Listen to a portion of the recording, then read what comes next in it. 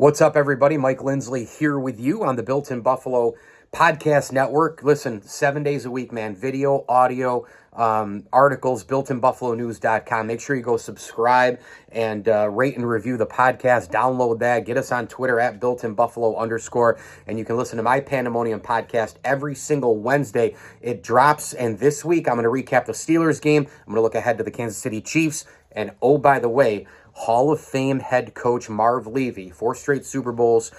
He's going to join the show in the beginning. It's a great conversation. I wanted to talk for a couple of minutes here on the platform about one thing that Josh Allen is doing right now that's such a great sign. I mean, you can go a bunch of different directions with, how do you become an elite quarterback? We know all the layers to it. But one of the most important ones to becoming an elite quarterback is you need to elevate your teammates and make others better. We've seen Tom Brady take average wide receivers and turn them into 750, 800-yard guys during a season. Joe Montana's done it. Steve Young did it. Troy Aikman did it. You think about the elevated play of guys who play with Big Ben Roethlisberger. Same thing with Drew Brees.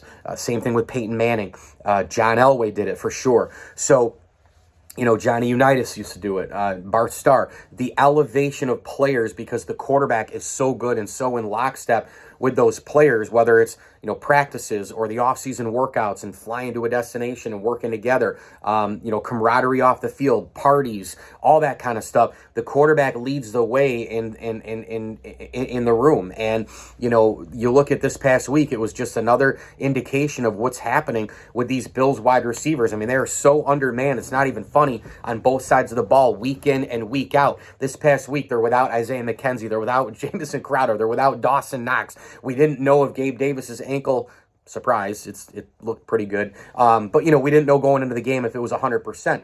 You have Stephon Diggs still, I get it.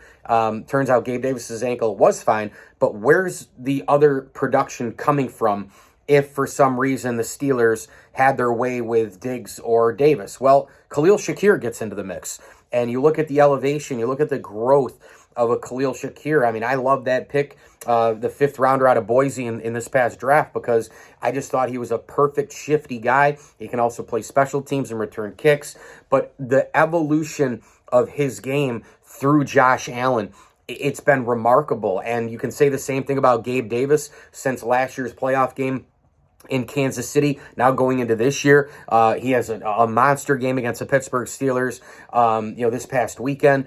But again, it's Josh Allen elevating others, and Patrick Mahomes is doing it, of course. We've seen Russell Wilson do it in the past. There are a lot of guys, obviously the elite of the elite quarterbacks in the NFL, who do it. And Josh Allen is doing it as well as anybody right now in the NFL. And that's a great thing if you're a Bills fan. Hey, hit me on Twitter at Mike L Sports. I'm Mike Lindsley, host of the Pandemonium podcast on the Built in Buffalo podcast network. Make sure you subscribe, rate, review, download the whole thing all across all the platforms. You can subscribe to the YouTube page. Get us on Twitter at builtinbuffalo_. builtinbuffalonews.com for all the Bills coverage as well. And as I always tell you, enjoy the games.